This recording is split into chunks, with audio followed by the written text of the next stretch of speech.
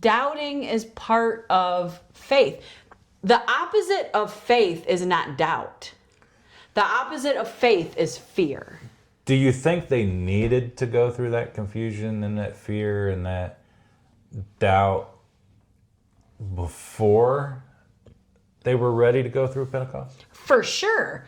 I said in my sermon yesterday, so we were talking about Jesus, when Jesus called Simon and James and John, they had been out all night, they're fishing, they get nothing, they're cleaning their nets. Jesus shows up, teaches from the boat, and then says, hey, why don't you go out in the deep water and drop your nets? And Peter's like, seriously, we've been out all night. Okay, if you say so.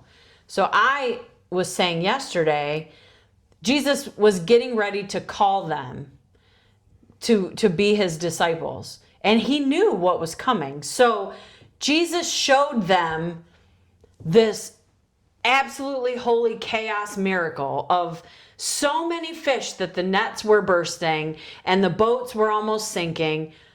I think Jesus showed them this crazy, abundant miracle of what I can do because he was about to call them. And in my very not so articulate words, stuff was going to get weird.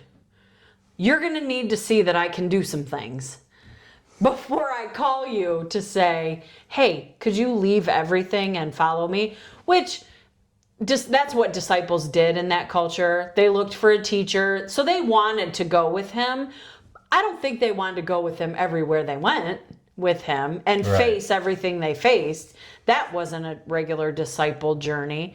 But I think God sometimes shows you this big, crazy presence so that when things get weird, a little bit later, you're like, remember the fish? Mm.